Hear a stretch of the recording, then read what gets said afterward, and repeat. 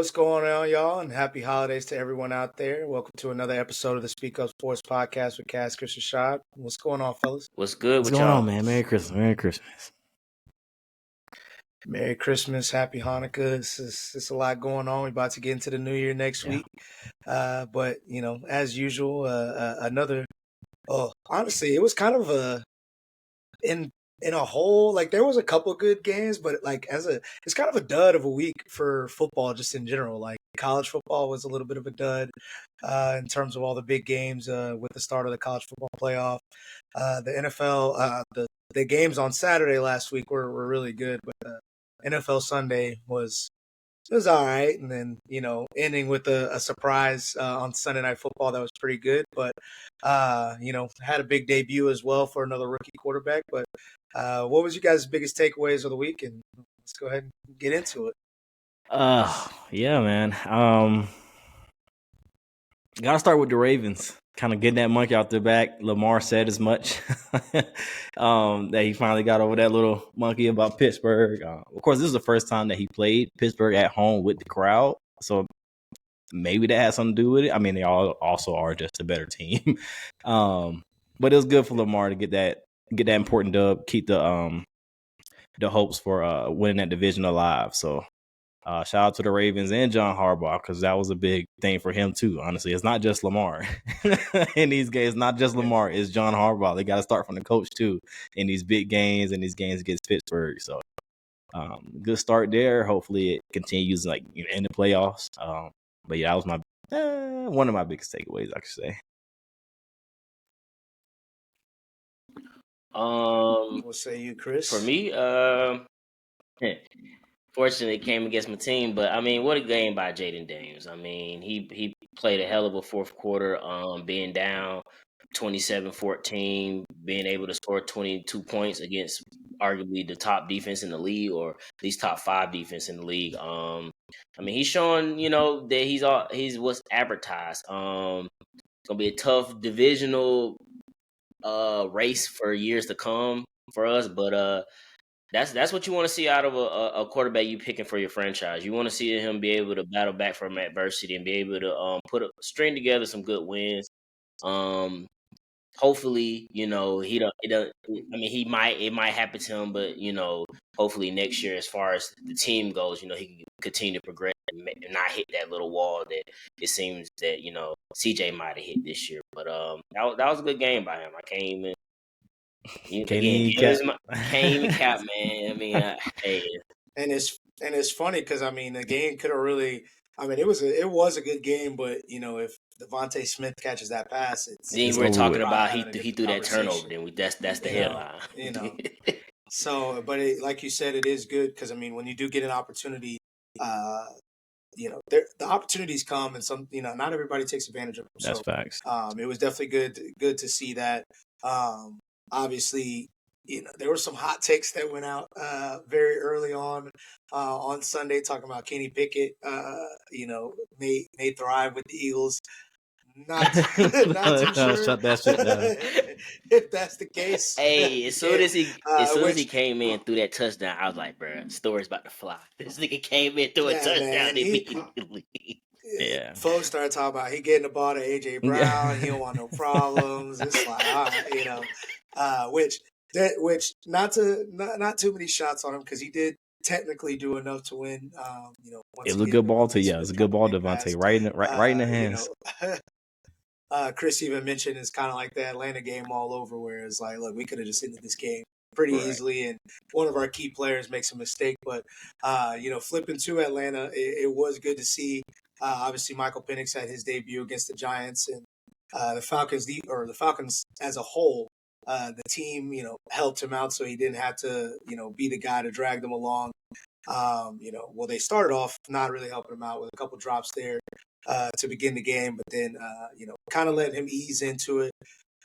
Mixed bag for him a little bit in terms of the stats following. There's some that have him high in EPA. Runningbacks.matter.com has him like 10th, I think, or something like that.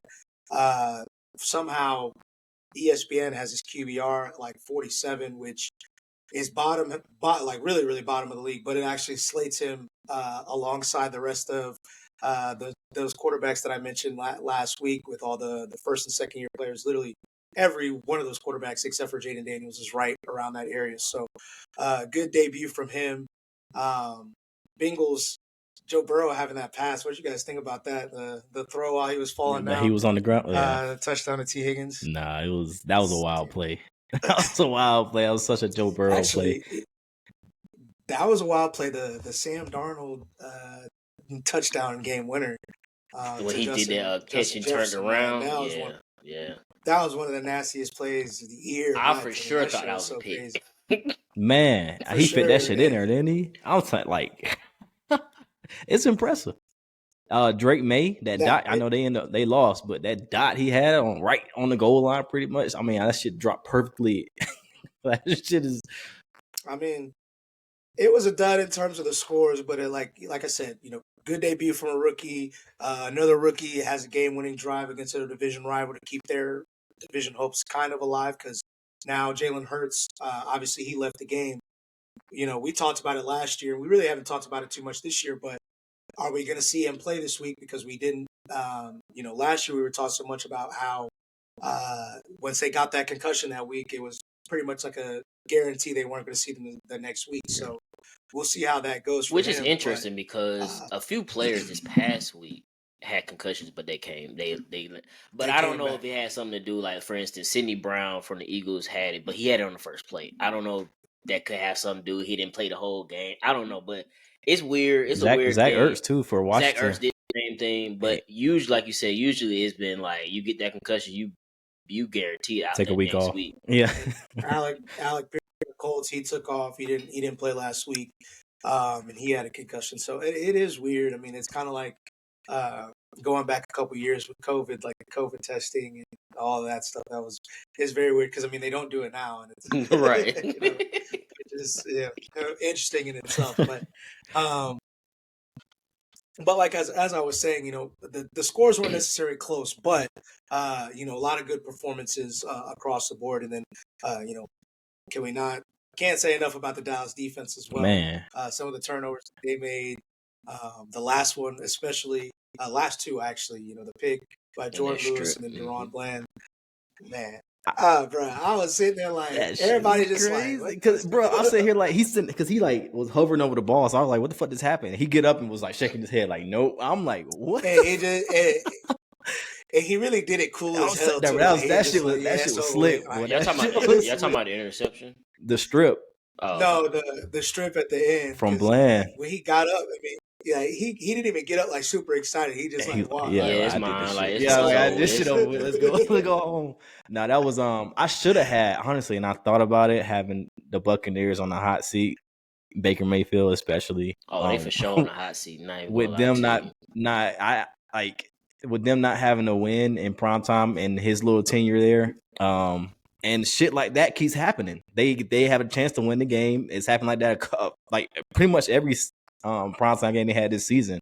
They really should have won, but they really fucked around a little bit. But I mean, they also won a playoff game, so it's like how and they dominated. No offense, Chris, they kind of dominated that playoff game too. Well, that was supernatural funk right there. But before we get into anything else, we do have to give the Dolphins a shout out as well. I don't know if we want to count the 49ers as necessarily a good team, but do we want to say that they kind of got over the hump on that one? Because there's been a lot of talk about Brock Purdy this week. I didn't think Brock Purdy played a bad game. I mean, you had 300 yards, 2 touchdowns. I don't know. There's been a lot of the discourse about quarterbacks this year has been very interesting. It is a lot of people saying like, and we'll get to the Dolphins right after this, but there's a lot of people saying like the contract shit with Brock Purdy, right? The 49ers would be crazy to get him, anything above like 50, 55 million. That'd be crazy to do that, That's going to be a talk of all offseason. And maybe they don't want to do it. We don't really know what's really going on in Kyle and John Lynch's minds. But it is getting really – it's a lot of goalpost moving when it comes to that particular situation. It's just all. I mean, it's so like the quarterback talk has been so nasty just across the board, and you know, there's to go back to like Bryce Young, they were writing him off, and now everybody's trying to be on his top. It's crazy. Colin Cowherd's probably the biggest Sam Darnold fan. Now he's talking about Sam Darnold is better than half the league, I guess. Which I mean, I'm not saying he's obviously having a fantastic season, but you know, to sit there and be like Brock Purdy can't get a check, and then Sam Darnold was literally his backup. I mean, the thing is, I mean, we just in a league where people don't want to be wrong. I mean, they come out with these, quarterback stats and just all around who is more talented. And when you find somebody late rounds, they doing everything they can to be like, nah, there's a reason. I mean, coming out of college, it might have been a reason why he's back there, but he's in a program being developed, being coached by good coaches. You just gotta take for what it is. Like, he's better than what his draft status was at the time. But most people don't want to do that. They're going to hang on, especially even with the Sam Darnold. A lot of people are, hanging on the fact that he was what was he, number 2, number 1? First round? He was. I think he was after Baker because they was in the same draft, right? Yeah. Mm-hmm. He was and third. So, like, they try to, take that and run with it. Like, no, he got the talent. But like you just said, Shai, he couldn't make it nowhere else. He finally got to a place where, they're using his talents to the utmost of his ability. But he was literally Brock Purdy's backup. Like, if he was truly better than him, then same thing with the Trey Lance thing. This is his fourth team. Right. This is 14. Right. People don't want to be wrong. And Brock Purdy wasn't making no money now. It wasn't no financial reasons why Brock Purdy was starting. And let's be real. Exactly. Right. And he came into the season hurt. If you remember, he didn't throw all off season. Too. So they still and for you to do that after you just think about it, you spent capital to go get Trey Lance, and you just got rid of him. So clearly, Brock Purdy was obviously, from what they saw, was clearly better than him. So for people to just be like, obviously now it's all about maneuvering the cap and whatnot. But just like you said, just the sheer nastiness of just like, nah, don't give him that kind of money. Nah, he deserves $30 million. Half of what people get is like, hey man, it's so many people that are just waiting, like, so ready to make a declaration about something. He lost this game. He can't win a Super Bowl. He can't do this. He can't. He doesn't deserve the money. Or even like a couple weeks ago, and I had mentioned it. I didn't like that. Like, they're talking about, they gave up 30 points back-to-back games. Can't win a Super Bowl. It's like, bro, like, shouldn't that be the mark of a team that's good? Like, you can win in different ways. Like, you can win in a shootout. You can shut somebody down. You can win, in a drag them out game. Like, I don't know. It's just, so we're so, everybody's so quick to make declarations about somebody XYZ can't win a Super Bowl, but then we have Trent Dilfer, that's a Super Bowl winner. No disrespect. We have Joe Flacco, who's a Super Bowl winner. No disrespect. And Joe Flacco had arguably the greatest Super Bowl run in the history of the NFL.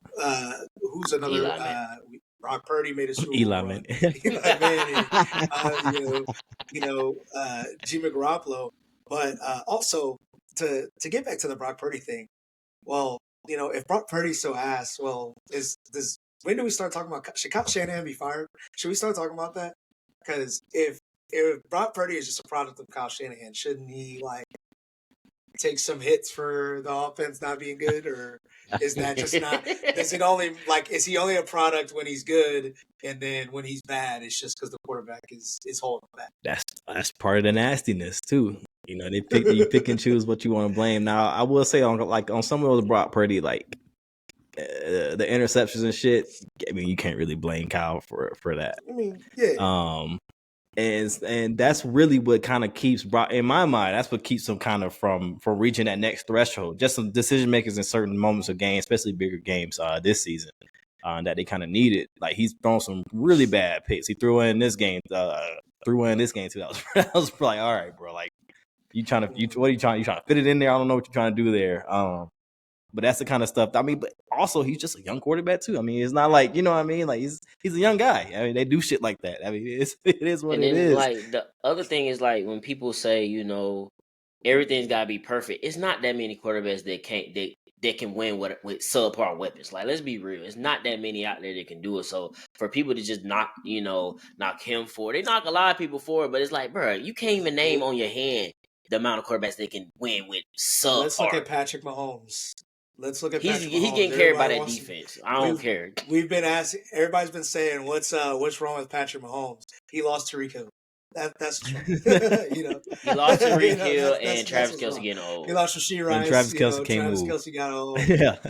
Because if you remember that Ravens game at the beginning of the season when Rashee Rice was eating to start the season, and ever since then it is.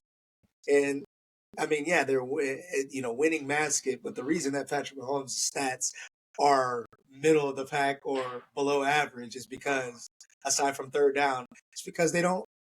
When you don't have weapons, like it makes it tough. Is tough.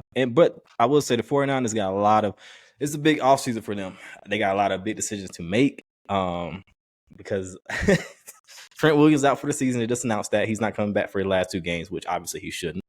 But you got to figure out kind of like how long does he have left. I know you just gave him like a restructure or whatever kind of deal.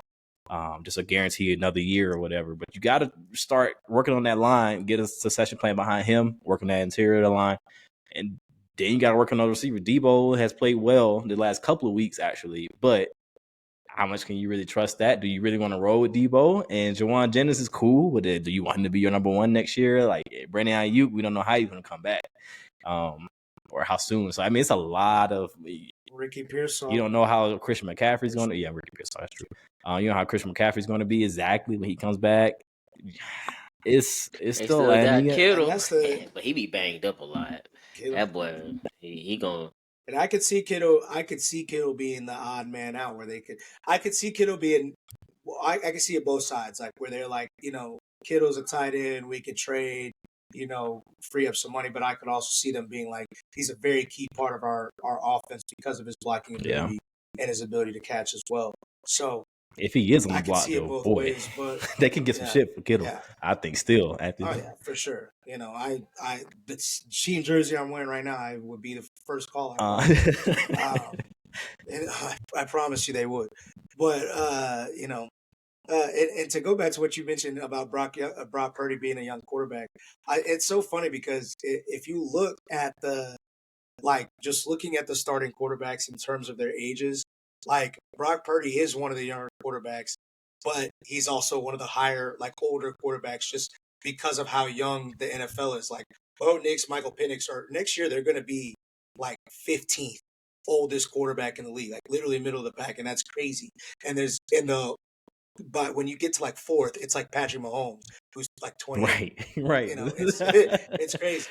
So it's a young quarterbacks league, and I mean they're so quick to turn it over, and but with that being said, in turnovers, let's go ahead and get into some hot seat watch. It's been a little it's been an interesting year in a hot seat watch.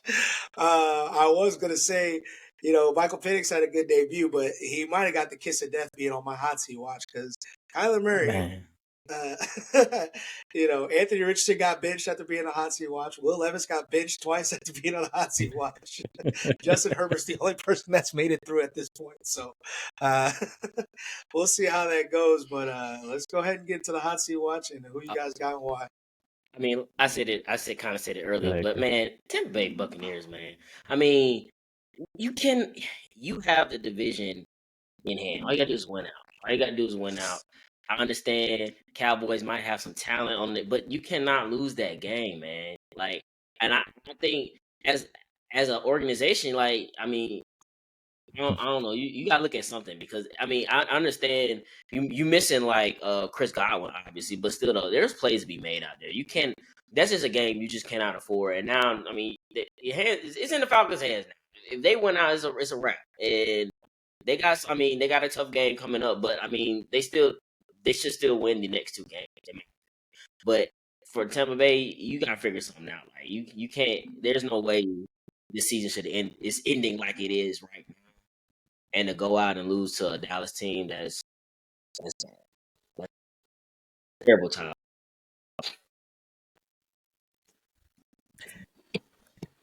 You know, the funny thing about it is, I saw something on Twitter today that was like, because obviously the Falcons and the Bucks are tied for first, with the Falcons being able to get in right now. Which, for Falcons fans that are complaining about Kirk Cousins, you better think.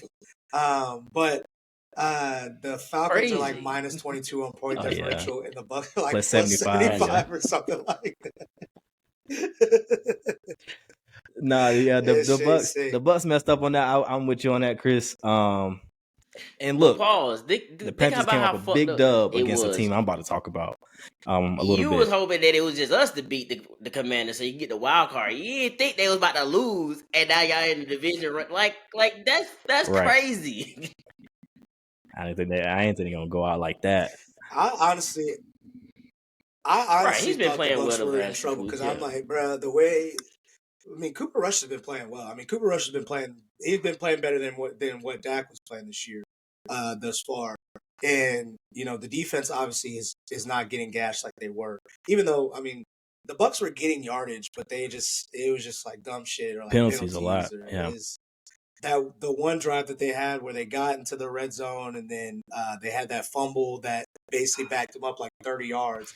They had like That was 3rd Baker and doing 40. too much That, too. Honestly, he hey, getting that hero mode, and I'm like, all right, you strong, you can break out of these, but like, dude, like sometimes I called that shit a week early because I said he was going to do that against the Chargers.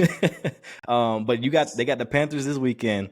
Luckily for us, the Falcons is in the early slate, so you kind of get to see what the fuck happens with that. Because I think it's a possibility that they fuck around and lose to the Panthers too, and then we plan for the lockup on Sunday night. But anyway, but the Buccaneers they sold that in a way. Of course, their chances are still in it, but at the same time, that defense is so bad, man. Like I get Cooper Rush is playing good and everything, but like I honestly did not want the Cowboys to run the ball. Like towards the end of the game when they were trying to like kind of run the clock down, I'm like, don't even run the ball because you only get like a yard or two. Like pass the ball, they're not stopping. Even the short passes across the middle, the short they're not stopping it at all. It's like they tried. Vita Vea shut that shit down quick. That pass. Oh yeah, he would die. Yeah, Vita Vea different. To what's that? Ferguson. Yeah. Boy, that man stopped him in his tracks. I was like, yo. Yeah. That's a big dude. But yeah, that passing defense for Tampa Bay is even if they do make the playoffs, that defense is, I don't know, it can get a little ugly, especially against the team that you'll probably play against, which will be between, if you get the 4th seed and make the playoffs, it'll be the Packers or the Vikings or the Lions, and they will all eat your ass up. So, in my opinion, yeah, Buccaneers kind of sold that one a little bit, but that's a good one for me. Last week I picked the Seahawks, and of course they went out and did the Seahawks shit that I thought they would, which was sell an opportunity away. I get that you played a Minnesota team that's playing really well. We talked about the dot that Sam Darnold threw, but they still honestly they had a chance to win that game. They probably honestly should have won that game. Geno threw a bad pick at the end, miscommunication with DK, but I get that miscommunication part of it, but it seems like it's been a lot of that this season. And he always looking crazy, like he always looking like something's wrong. I don't know if y'all you watching when they pan to him like after plays and shit. I'm like Geno looking like, what the fuck, man? What the fuck? Like Geno got to get right. I don't know what I mean. They're right side. They're on the outside looking in right now. But this week, I'm kind of going to go with the offensive coordinator for Arizona Cardinals, Drew Petzing. I don't think they're going to get rid of Gannon this offseason, but this past performance on Sunday was very discouraging for probably all Arizona Cardinals fans. You got to make a change somehow. Like last year, you were really good running the ball. I think you were like 4th in rushing in the league. You go out and you draft Marvin Harrison Jr. So you just kind of insert a number 1, bona fide wideout into your offense without a real plan. Obviously, we see there really wasn't a good plan to feature him this season. Whether that's on Marvin, whether that's on Drew Petzing, whether it's on Kyler Murray, I don't know. But the offensive coordinator, honestly, the one in charge of all that, especially with your head coach being the defensive guy. So I think you got to show a little bit of promise these last couple of games if you're Drew Petzing in that offense to kind of show you can kind of create some kind of an offense. You got a chance to play a spoiler a little bit within your division since you're out of it. So you can kind of fuck up some shit in the order. But you got to show something. They went from first to out of it. Yeah. But you got to show something. Otherwise, you will probably be the head that rolls this offseason. And while they look to bring a guy in that can kind of incorporate Marvin Harrison Jr. and whoever else y'all draft along with Kyler Murray. So, Drew Petzing, you're on the hot seat, buddy. I got to see some of these last 2 weeks. And I'm not so sure they bring back Kyler Murray. And that's a conversation as well. I mean, that's, Not so sure they bring that's back a conversation for sure. Not so sure. But I mean, it's tough. It's frustrating because you want to see it happen for him, but it ain't going right. Good. But my hot seat watch this week's another quarterback. This Mr. guy Unlimited. he needed his own. Mr. Unlimited, Russell Wilson. Oh yeah. Mr. Unlimited. Really been bad the past few weeks. Much like what I think a lot of people probably expected when he initially joined the Steelers, especially myself. Obviously, I said that this would be the first time that they had a losing record, which they won't have the losing record, but they could very well lose these lose out really. And this week is a huge week for obviously the Ravens tied it up in division with the win on Saturday last week, and you get the reward of playing the two-time defending champion and team with only one loss on Christmas Day. You have not been playing well, obviously, without George Pickens in the lineup. Obviously had a pick six to seal the game last week. Had a fumble that kind of turned the game from that was kind of getting a little bit of Steeler momentum back to the Ravens, and the Ravens took it and ran from there. It's dire because let me not say that. It's not dire, but there's going to be a lot more questions that come up if the Pittsburgh Steelers end up losing out. Do they continue on the path with Russell Wilson? Do they try to trade up? Do they, do they try to work it out with Justin Fields where he gets on? Like those questions will start to arise if they end up losing out these last two games. So this is a big game. You could obviously shake some shit up with Kansas City, make them, obviously they'll still have to fight for the 1 seed next week as opposed to locking it up this week. And Russell Wilson, they're on the hot seat. So I'm interested to see what you do this week and keep the ball, not turn the ball over, make some big plays. And if not, then your career is going to start really being in question towards the end of it. So 30, he's looking for that one last contract, and like you said, the way he's played his last couple of weeks, I don't even know if you can. I don't know if the Steelers, because the Steelers probably don't feel good about giving him any kind of contract right now. He gets George Pickens back this week, so right. Yeah, helps. It sounds good when he's on the minimum. Yeah. It's cool when you It's all cool. It's all good when you're on the minimum, but they obviously started you over, and there's aspects of the team that the passing game has gotten better. The running game has significantly declined since he's come into the lineup for Justin Fields. Obviously, that part of that is given because Justin Fields has better legs. But if George Pickens is that much to the offense, then that's a huge problem. Especially given some of the acquisitions they've had at receiver this offseason. Not to say that they're big acquisitions, but they put some guys around him. So Russell Wilson, we'll see. Mr. Unlimited. I don't want to see no more passions with you and Sierra. I want to see you win games. It was a cool little episode last week on Hard Knocks when they kind of gave him his little, his solo thing. Nah, it's just the Hard Knocks this year is super. Yeah, I like it. I like it a lot. They are doing it perfectly right, and they found something with if Hard Knocks was dying, because I feel like it I won't necessarily say it's dying, but it was getting a little. It was getting a little stale for sure. Imagine if they would have did the division stuff is and the offseason stuff. Been a super positive. Yeah. Well, I mean, but you picked a good division. Yeah, you picked NFC North. Good division. Crazy, but I mean, same thing. I mean, because it was a great division. Still picked a good division because you're getting two great quarterback performances. Obviously, two great teams at the top with the Bengals trying to fight in, which, I do have a bone to pick with the national media. It's too much talk about the Bengals getting in the playoffs. They have to have a lot of help. A lot. Again, A lot of shit got to go their if way. any team is going to get in the playoffs, it's going to be Indianapolis. There's a lot of shit that go their way to get in. Deemed to be untouchable. So it's which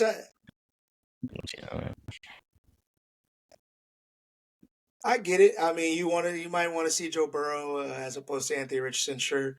But I mean, I just saw what Jonathan Taylor did this past week as well. I don't know. And I seen it at the bottom of his quarterback tiers. First things first. Yeah, this nigga Nick had Flacco on his. He said he believes that they're going to start Flacco. I'm like, Flacco on there going into the playoffs. What? All right, Anthony said. Why would they do what? Did he not watch the game? Did nobody realize Anthony Richardson really had 3 touchdowns last week? They called one back that was a clear touchdown, but I mean, why Anthony? Did Anthony Richardson play a bad game to anybody? Because he completed multiple big third downs. He had 2 touchdowns, 200 yards. Like what? Maybe I'm missing something. He had I think it was another third down. He would have completed that Josh Downs dropped or somebody. Josh Downs dropped, straight up just. But that one loss apparently is his fault. The Colts won like 3 of the last 4 with Anthony Richardson. I don't know. And threw a damn pick 6. It's his fault. I don't know, man. This is. Like, what are we? I don't know. It's not like they. It's like Shane is using him honestly a lot better than he was in the beginning of the season. Now you're using his legs, especially in the red zone, the goal line. You had that play again this past weekend where he kind of just followed the line in there. Nobody really wants to tackle AR. Nobody really wants to tackle. AD finally made a play. Hey, I didn't see anything that to me that was like Anthony Richardson had a bad game. I'm sorry. As a matter of fact, I want to say that he was like 5th in EPA. So what the fuck are we talking about? But hey, it's a committee. It's not Nick. That's what he's saying. With that being said, let's go ahead and get into the picks of the week. Very interesting week this week because we've got Wednesday, Thursday, Saturday, Fridays. A lot of football. A lot of football this week, and. We have a surprise NBA pick this week because obviously we gotta show some love for NBA for Christmas. But go ahead and give us the picks of the last week and let's go ahead and get into it. Last week another rough week for me. Chris, you got 4 out of 6. The only ones you got wrong were Tampa Bay and San Francisco, of course. Shai, you got 3 out of 6. Yeah, I know. Shai, you had 3 out of 6 because you picked Houston for whatever reason. And I only got 2 out of 6. Because Denver sold me. Shout out Tank Dell. That shit crazy. Get better, bro. Oh yeah, Tank Dell, man. Tank Dell, that shit was rough, man. Especially for a friendly fire. And they say it could be a extent. What it happened in December, it's very possible you won't see him until after a bye week or some shit next season, wherever that may be. So it's a little rough for Tank Dell. They picked up Deontay Johnson. We didn't really talk about that either. But the Houston Texans, picked up Deontay Johnson. Maybe he can make some noise and kind of get a contract. Pretty much his last little shot to show something this season. Get that vet man. Maybe at least be on the team. He's definitely a 1 year. He's definitely a 1 year. 1 year guy from 1 year contract next year. I'm not saying from now on, but the contract next year is out the question. That's fair. So total on the season, I'm at 51. Chris, you're at 63.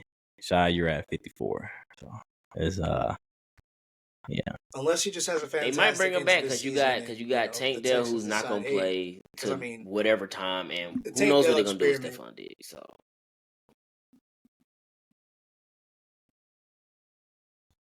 With all due respect to Tank Dell, the Tank Dell experiment is probably over. The reason that he went as low as he did is because he's a guy that, you didn't know if his body was going to hold up. And he had a good rookie season. This season, he's been all right. He was having a fantastic game. Now he might not play at all next season, It's no disrespect to him and not trying to, just the reality of the situation, free injuries too, but it's a pretty bad one right here, especially for a guy that relies on that speed, that quickness. It's a bad one right here. It's a really bad injury. ACL, dislocated kneecap, and maybe there might even be more damage than that. So I mean, the Tank Dell experiment is probably not going to be something that they're relying on. So, and I don't think they're going to rely on Stephon Diggs either. Yeah, they probably do. That should. If you look at some of the free agent like rankings, they still got Stephon Diggs pretty high. And I don't. No disrespect to him, bro. You're already having 2 down seasons back to back with ACL injury. I don't.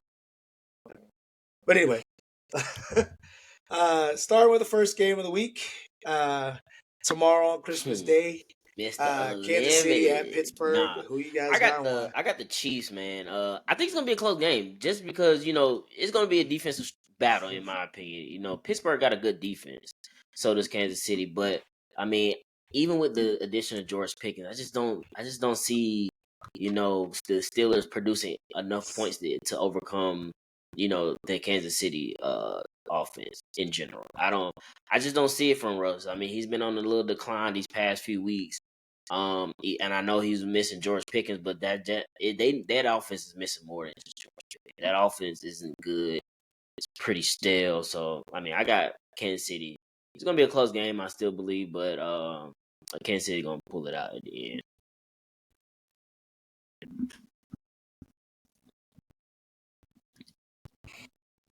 Yeah, like you said, because that offense is really still, when the run game's not clicking, not working all the way, it gets really bleak for Pittsburgh, and that's kind of what you've seen kind of happen. Like, I know Najee's had a couple of good games in this last little 5-game stretch, but at the same time, the offense does not look the same when he's not getting 100 for whatever yards reason. It seems like if he don't do good, I got Kansas City the first 4 carries, they move off of him real quick. Like they don't go back to him. They put Warren in, put Patterson in, and it just seemed like he just on the sideline. If he don't bust nothing like the first drive or two, it just seemed like they just completely scrap it. But go ahead.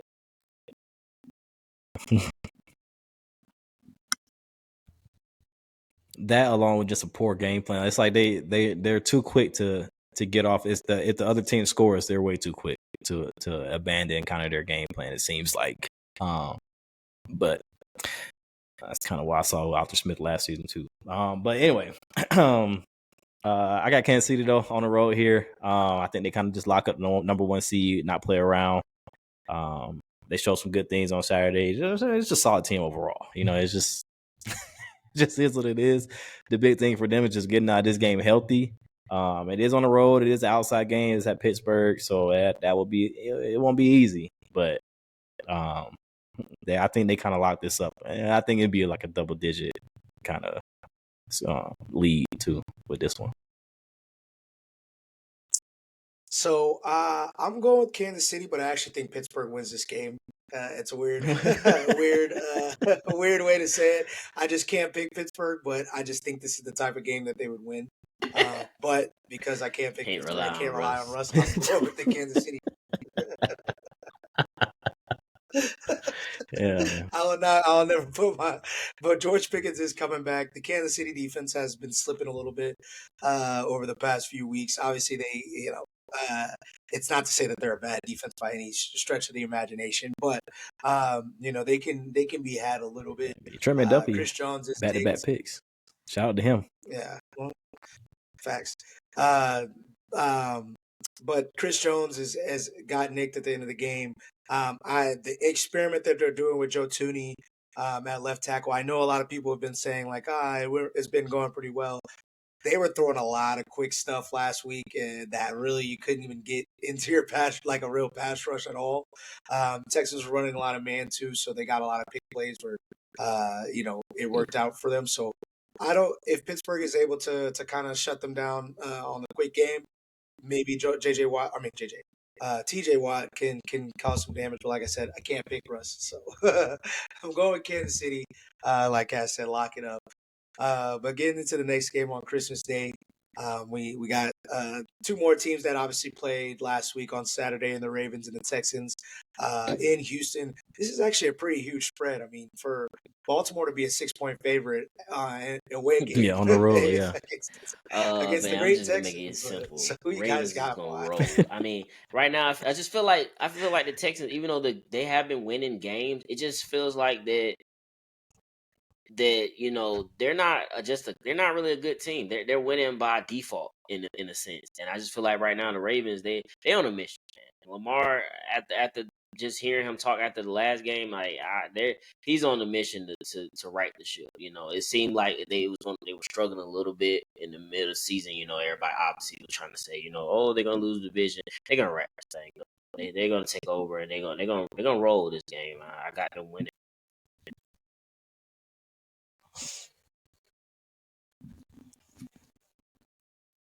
I got the Ravens too with this one. I think that Kansas City game being ahead of them gives them a little bit more fire in this one. Because I do think Kansas City is going to win this game. But once they see that, they're like, all right, let's go get this division, let's wrap this shit up pretty much. So I got the Ravens with this one. I think they're going with that mindset specifically against this Houston team. Yeah, I got the Ravens in this one as well. Houston, as I've been saying for a long time, they're really, really bad. The Tank Dell injury was probably it was definitely like a psychological damage to the team. Obviously, definitely to CJ. We saw CJ Stroud crying. We saw the team. They kind of took it hard, and there was players around the league that kind of took it. There was clearly a cool with Tank and kind of took it hard as well. Showed him some love, but Ravens defense has been playing better over the past few weeks. Really, the whole second half of the season. Lamar's. Josh Allen really had a game where Lamar should have overtaken him in the MVP race, but it's probably not happening. But I think Lamar continues to his MVP type performances, and he gets a big game against Texans who they've also had their numbers over the past 2 years as well. I mean, last year obviously they played them twice and smoked them in the playoffs. So I'm going with the Ravens in this one. And I find it interesting because there's a lot of last year there was a lot of people that were like, obviously the Panthers made a mistake with trading all those picks, and they had all those picks that went to Caleb or whatever, or went to the Bears, which we see how that's working out right now. The Colts, obviously, there's Colts fans that are like, oh, Anthony Richardson sucks. We should have traded up to get CJ Stroud, blah, blah, blah. Panthers should have traded up to get CJ Stroud. Well, the Titans probably feel the same way. I'm wondering how those fans that felt that way, what their feelings are right now. Not to say, once again, that CJ Stroud is bad, but to see your quarterback have a good rookie season and then this season is, I'm interested to know what everybody's feelings are on that, because like I said earlier, there was a lot of talk about Bryce Young at the beginning of the year that is like everybody just like, oh, like Dave Canales is he's a genius, and nobody said, hey, there was a lot of takes that were had. So I think I'm very interested to see. From what I seeing, and I'm not tapped into all the fan bases, but I think CJ's rookie season was just clouded a lot of people's minds. Mine too, not gonna lie. Where it kind of like put him in kind of like in this, it's like a threshold. So you kind of take this season. Now, if he comes out next season and it's looking a little rough, now it's all right now. But I think he does have a lot of grace, which, fair or not, I think he just got that, from how it was last season, and the fact that they're still winning throughout all this in one division again. That definitely helps. It's kind of sound crazy, but it's almost like you kind of wish your rookie quarterback, acts like a rookie his first year, because I feel like that's the same thing that could possibly happen with Jaden Daniels. He's going crazy right now, but what if next year everybody adjusts to what he does and put him in a box, and then he started playing bad? That's what I'm saying. I mean, that's probably 100% what's going to happen. I can see that happening. Now, Jaden shit, at the end of the day, the legs. He had a couple plays against y'all, Chris. Third and 14, fourth and 11. That shit is back-breaking shit. That shit would just demoralize a defense. That type of shit. And I would even say with Jaden in terms of the advanced, the analytics and EPA and stuff like that, he grades favorably comparatively to CJ last year. But CJ, in terms of the numbers, the gaudy numbers, CJ was putting up 500 yards and 4 touchdowns, 400 yards and 3 touchdowns.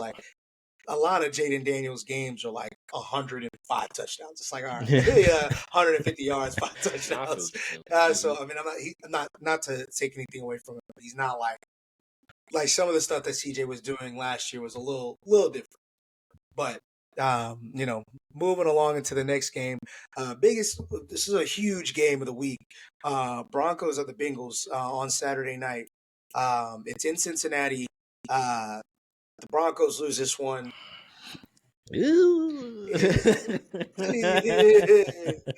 It gets really. If the Broncos lose this one, they obviously play Kansas City. I think regardless, Carson Wentz or Patrick Mahomes start next week. This is an interesting game. Gets a like little you shaky. said. So who you guys got and why? I kind of do want to go Denver, simply because Cincinnati has a bad defense. But I just feel like for whatever reason they're not going to be able to take advantage of it. Bo Nix might show. Yeah. I just don't think he's going for Bo Nix. I just don't think he'll be able to take advantage of it. And Joe Burrow, not whatever reason, like Bo we Nix. said earlier, folks are clearly talking about him. They hope he get in the playoffs. I mean, Joe Burrow.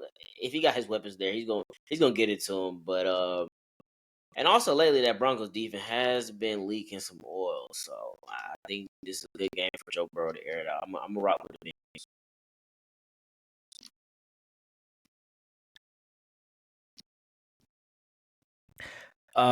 Yeah, I got a Bengals too. We didn't talk about it too much. Shout out to Justin Herbert for getting that dub. Big facts. Last Thursday. But yeah, big facts. But I got Cincinnati in this one. I just don't trust Bo Nix to kind of just, like you said, Chris, take advantage of the leaky Cincinnati defense. You saw stuff in that. You've seen stuff the last month, I would say, more where it's like, all right, Bo Nix might not. And I said it too, like he was.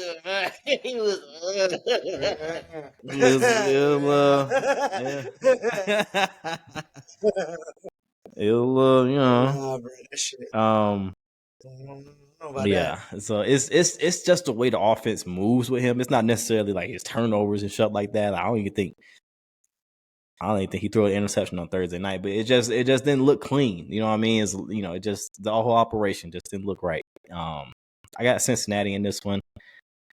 And then, if Denver, I've liked what Sean Payton has done this season, but if you miss the playoffs, it's a little, all right. Especially because of that dumbass decision that you did against the Chargers. Especially because you gave up a big lead against the Chargers, even after you weren't supposed to win against the Colts. You were in prime position. You were in prime position, buddy. You were in prime position, but I'm also going with the Bengals, not only because the Colts need it, but the Bengals I just think are a better team. Bo Nix, I ran, last week I ran through basically both the past 2 years of a brief of their scouting report, and one of the things that I said was Bo Nix is afraid to throw it deep or rip it, and one of the biggest plays of the game against the Chargers was a deep ball that was wide open that Bo Nix kind of put too much air on it, and they were able to make a play, and it's it's stuff like that that's kind of been his detriment his entire career, and so I think that it didn't get fixed in a week. And I think Cincinnati's on a roll. They're obviously trying to fight in. They're going to need a lot of help. They need the Colts to lose against either the Giants or the Jaguars, and they need the Dolphins to lose as well.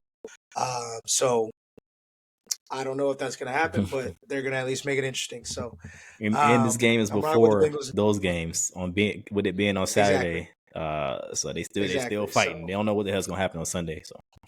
And speaking of spreads, the Colts are an 8-point spread against the Giants. Yeah, that Giants team, man, which is nasty. That Giants team is bad, and they're starting Drew Lock again. The Colts are also a top 6 defense per EPA outside of garbage time. Isn't that insane? Anyway, I'm hot. Yeah. Anyway, another big game of the week. We've got Green Bay at Minnesota. Obviously, both coming off of pretty good wins. Packers super dominant win against a reeling Saints team. I got Green Bay. This is also because that's the only outside chance the Eagles can make it 1 seed.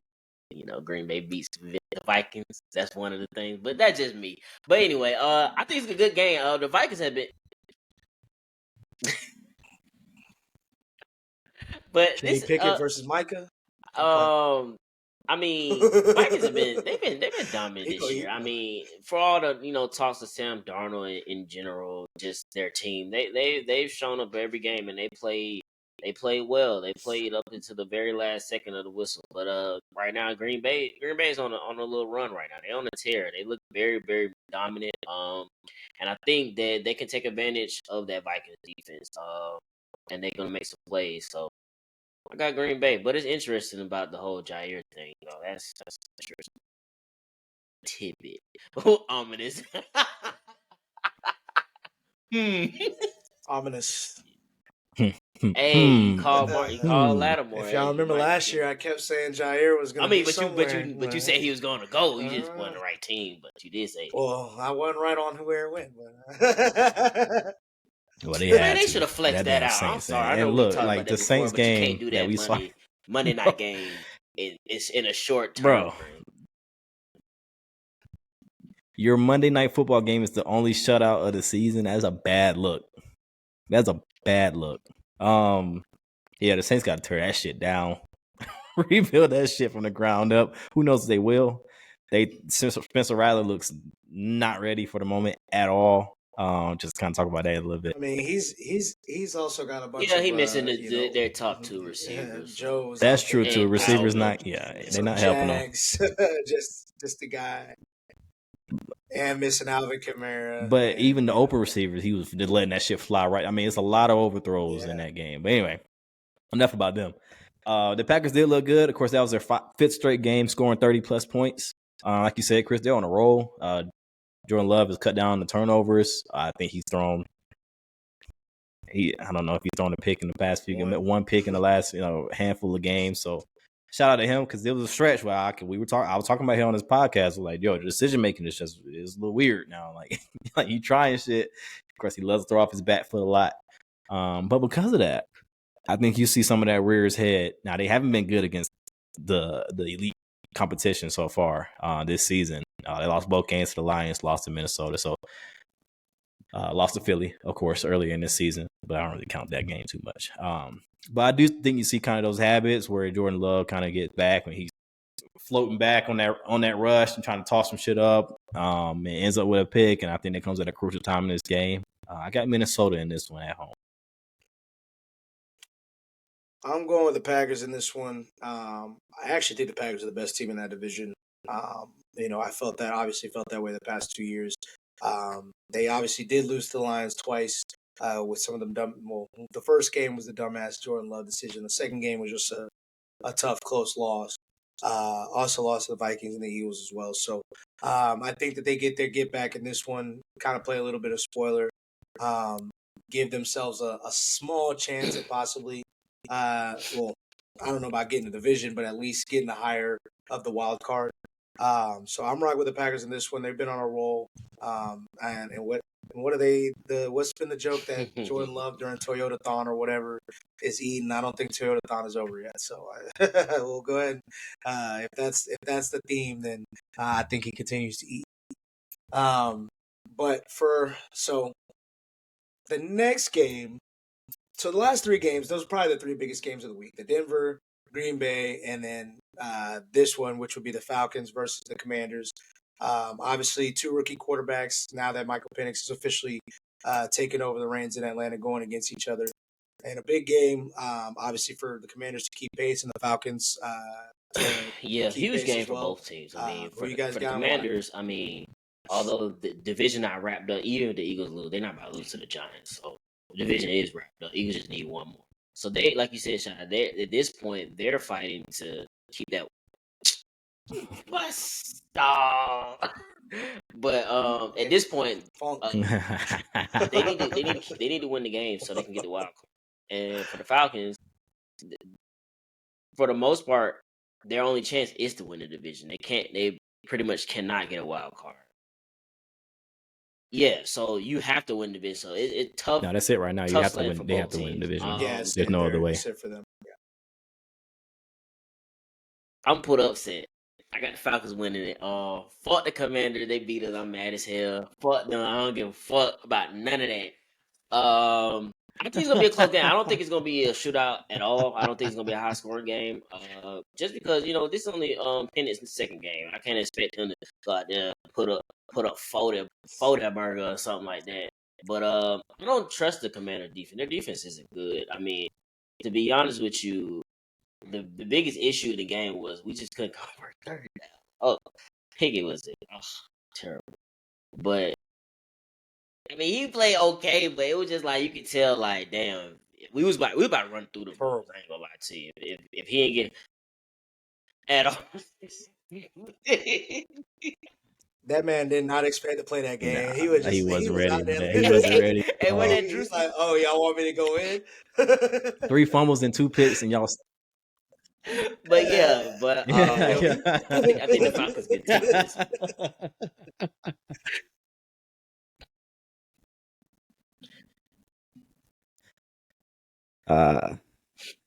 Yeah, I'm gonna go.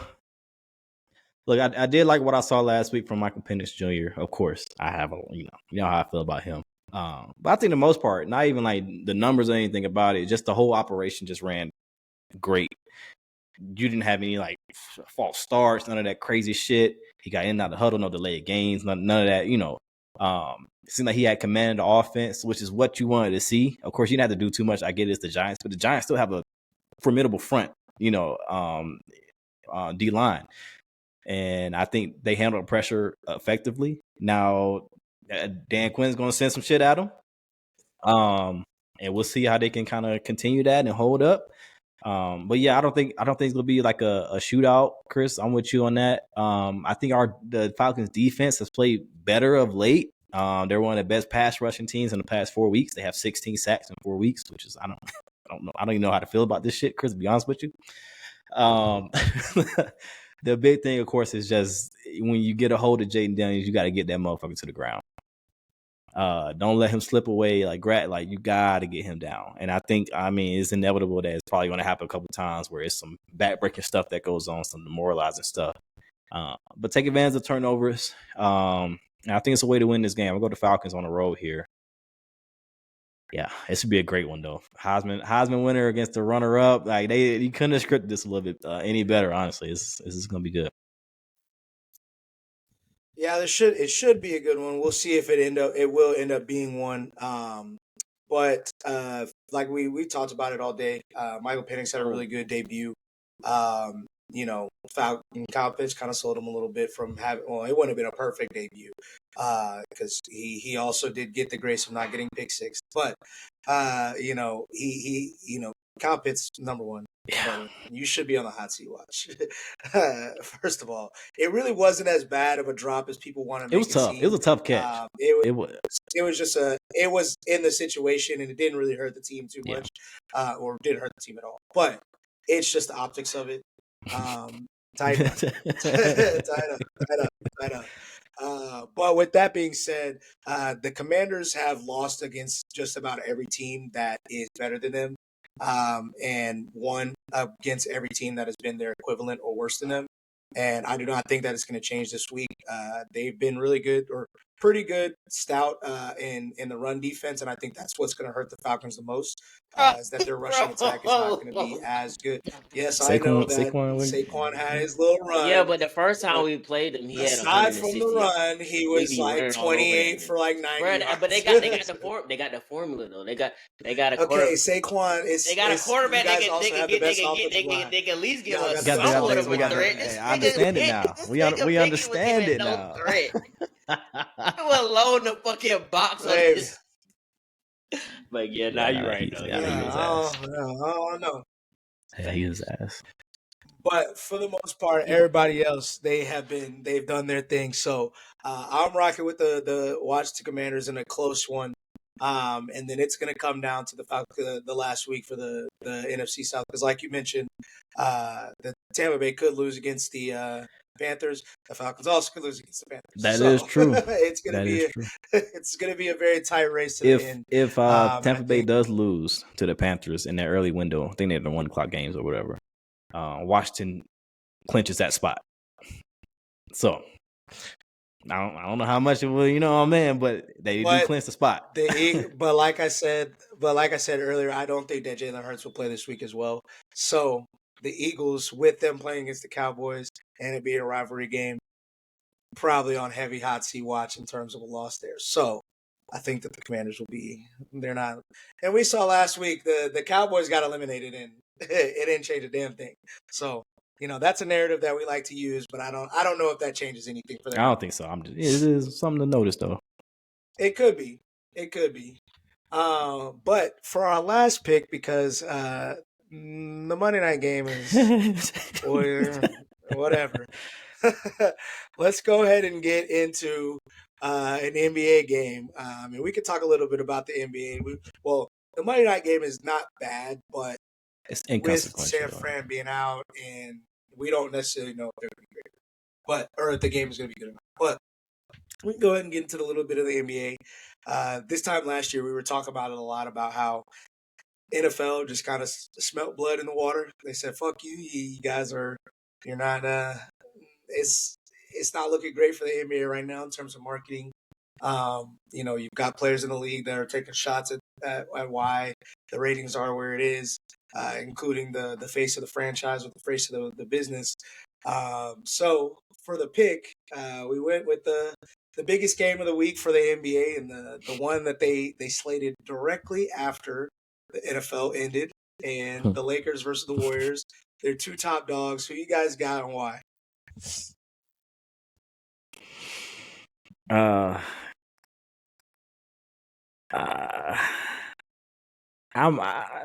gonna go Warriors with this one. But look, man, the point of the matter is really, it don't fucking matter. And that's just kind of how I feel about it. It's cool. I get playing on Christmas Day, and of course they had a little OG special coming out, which is cool for them. I like that as well. But still trying to use the old guys. Exactly. And that's exactly what I was going to kind of get at when you said like they slated, Bron and Steph and I get it. Those are your money makers. I get it. But if you want this, they are 36-40. If you want this shit to continue, because they're already like Steph had an interview today with who was it, Malik or somebody, talking about the end is near. You can see the end near, and bro, like we should look. Let's pivot. We gotta pivot. We gotta pivot. We gotta highlight our young talent. It's kind of getting a little ridiculous how much they're relying on Steph, LeBron, and KD this late in their careers. Is not a good look. It hasn't been like that. Of course, we gave respect to Kobe and Dirk and Duncan, but it was still a new crop of 27 to 30-year-olds that were still coming up that were. And even then, like Kobe could never be the face because he was obviously going during his time during the era where he could have taken the reins. He was obviously going through a very, very serious legal case. And then on top of that, he wasn't making the playoffs in the midst of his prime. And then Shaq left. So LeBron was able to kind of take that and go. And, that's why LeBron had it at such a young age.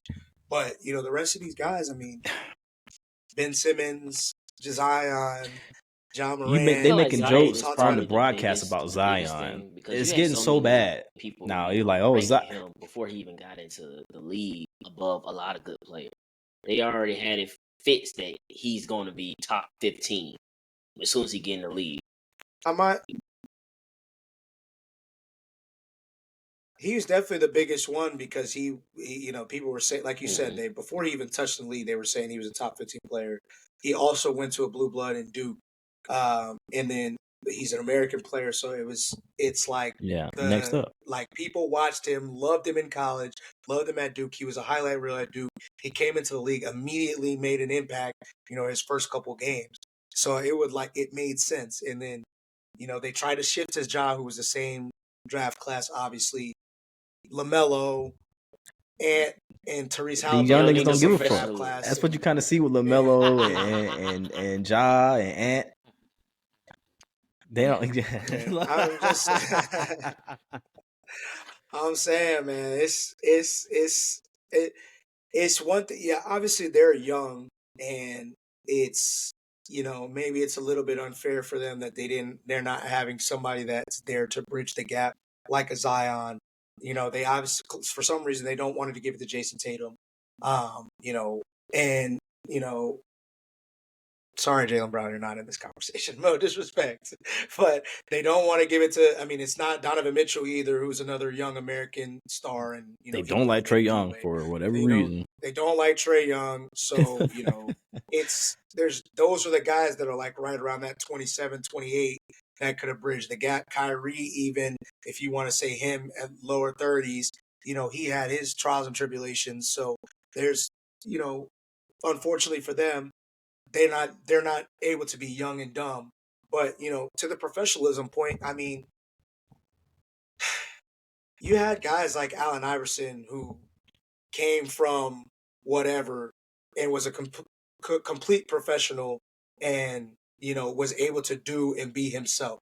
Like he was able to come in chains. And even though, it was an issue at first, the reason that it became acceptable was because everybody loved Allen Iverson because he came to work, he treated everybody right. Professionalism is not just, talking and speaking with some nice tone and not cursing. It's also like what we talked about with Ant last year. Everybody was hyping Ant up to be the face of the NBA.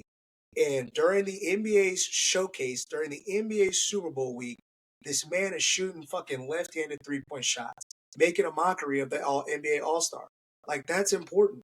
That is important. And, he's the person that's supposed to set the tone. We talked about this last week, and that's why the NBA is where it's at. LeBron, every time LeBron, Steph, if you had a TNT game with LeBron and Steph, they're giving you 30. They're giving you 28 every time. From 2003 when LeBron came in to 2024 now, LeBron still. We're probably going to get a great game for the both of them. A lot of these people, like it's almost probably guaranteed. Crowd, they didn't even go to college. They went straight out of high school. And they are like LeBron, straight out of high school. Kobe, Kevin Garnett, like coming out of high school, exuberating professionalism. It's like you can't use the young excuse. They were young. 18-year-olds. Like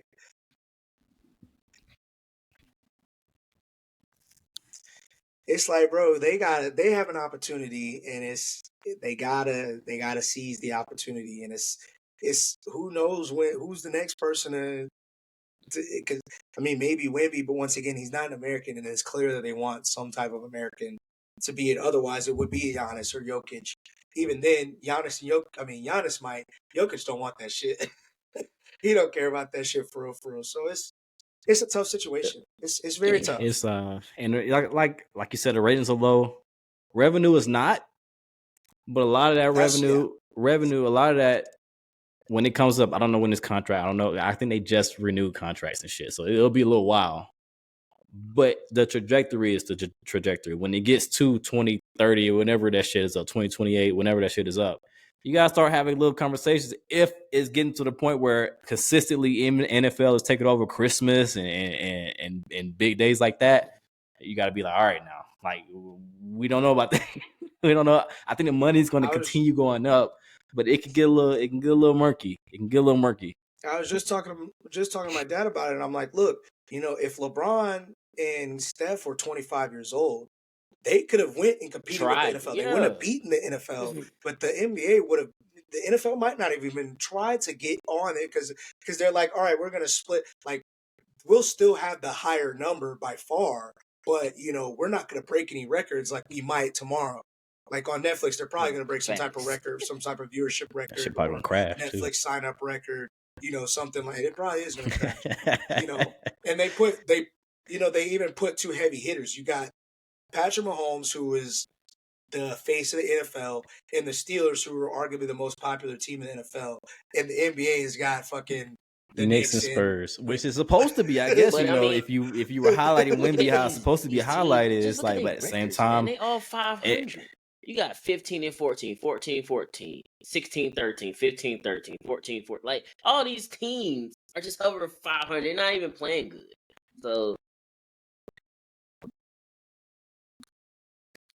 But that's also why I Matter of think, fact, like, kind of what we talked about off the air last week. As soon as we finish, if you start the NBA, if you start it this time of year, you ain't gotta worry about that shit. Now it's just like all like off season hype, and it doesn't matter what the fuck the records are at this time. And it hits on Christmas like it's supposed to. NBA has always been That's true. That's historically probably like taken over. outside And of it's play just so outside sad of to see playoff. like That is the nobody's time even of like year you want to see games. It's Christmas. look Day. at Like what's going outside on? of playoffs, that's the day. it is so sad to see, and I don't know who's gonna be. Maybe Cooper Flag. I don't know, and he might not even be the first pick in the draft. Is the way things are looking. So we still don't hear shit it's about. And I get like they're not having the greatest seasons. But you don't hear nothing about the rookie class. Like none of them. You don't hear anything about them. Like, and they're on like it's sorry, it's it's trash. it's so bad. It's so bad. But how do you not? How do you? And I was once again. I was listening to the Colin Cowherd show when I was driving down to Augusta today, and that man was like, "Oh, I watched a couple games of the Knicks," or he said he watched a couple halves.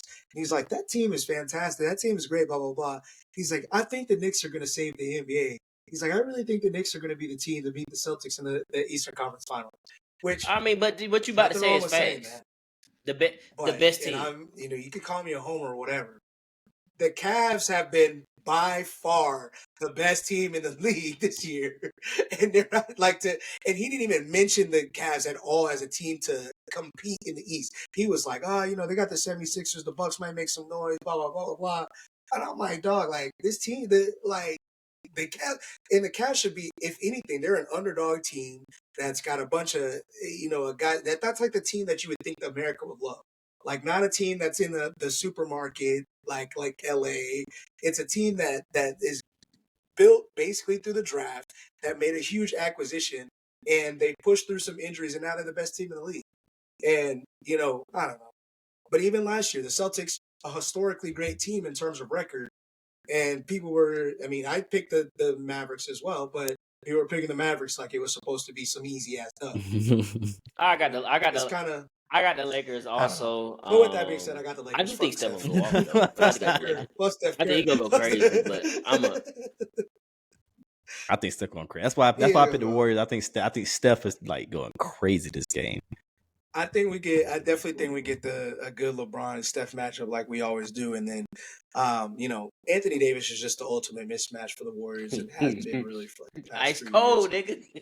Warriors have been started off hot, coming off their preseason, their preseason hot, and now they're teetering and back to. It looks like Jonathan Kuminga could possibly get traded, and which is wild because everything was held up with the past trades last couple of seasons because they didn't want to get rid of Kuminga even earlier this season. But now it's like, but this is why you should listen to the Speak Up Sports podcast, because everybody on here was saying that was bullshit all season. So I don't know. Jonathan Kuminga, we'll see. We'll see if he goes anywhere. Where could y'all see him going or getting traded for? I'll be honest with you. It don't matter to me. I mean, he's a good player, but he's not that guy. I don't think it's like he's just not that guy to me. I mean, I get like you have like Steph holding him back. Yeah, all right. Yeah. You'll see him traded to a team like I don't want to say Toronto, but a team like Toronto, because Toronto kind of just made that move when they got RJ and shit like that. But like, guess we'll be like, all right, cool. I mean, they talking about Jimmy Butler going over there to the Warriors. See, that's why I saw too, the Warriors or the Suns with that shit. First off, the Suns do not need to do that shit. The Suns, yeah. Why? Why? It's already not working out with one like big three. Just you gotta at some point you gotta give that shit up, bro. You can't you can't keep doing that shit. The Warriors, look, I don't know. Jimmy, of course, I feel like he's a postseason player. Kinda. And I think they could use him, especially their down the ball handler with Melton tearing his ACL. and that's not really what Buddy Hield is. So they're definitely down a ball handler right now. You don't want to rely on Pajemski as much as you know. He's obviously having like his little sophomore slump. But so I think he could help in some capacity, but I don't think it really moves. I don't know. I mean, I feel kind of the same way I felt about like the DeMar DeRozan going to Sacramento. I was like, you know, I like DeMar. He's a good player, but it just doesn't really like fit what they had going on there. And you know, unfortunately for Sacramento, it hadn't looked too great this season. Sacramento, they need to look at making some moves too. Like, I mean, they're talking about trading De'Aaron Fox. They're talking about he having a conversation with the front office, and him and Rich Paul is looking at the landscape, the NBA. Sure, like whatever. But you know what? If they didn't make that move for Bradley Beal, man, I would love to see De'Aaron Fox on that team. I think that would look a lot better than what it is now with Bradley Beal on the Suns. I think they had the perfect point guard there in Chris Paul. And that's fair too. I think they're at no more superstars. You got to build the depth. Like, just build the depth, make the team strong. But I don't know. We'll see. Even if you're San Antonio, if you're trying to make a little move for him to kind of usurp Chris Paul, bring it, look. Because Stephon Castle is probably going to be the rookie of the year, or he's at least the favorite thus far. De'Aaron Fox is pretty. Like, look now, that's a hot commodity. I still think he's a damn good player, but what's time? No, I'm saying like you bring him over, and now you got two good point guards that can also guard along with Wemby. I mean. It's a problem. It's a problem going to that rim against Wemby, bro. Like, this nigga's just getting 10 blocks like it's nothing. But they say he's already got more career blocks than 96% of the players in NBA history. Something crazy like that. Yeah, so that's nuts. But you know, that gives us a wrap for a holiday edition of the Speak Up Sports Podcast. We hope you guys enjoy the holiday week and weekend with your family. And we will catch y'all next week. Yes, sir.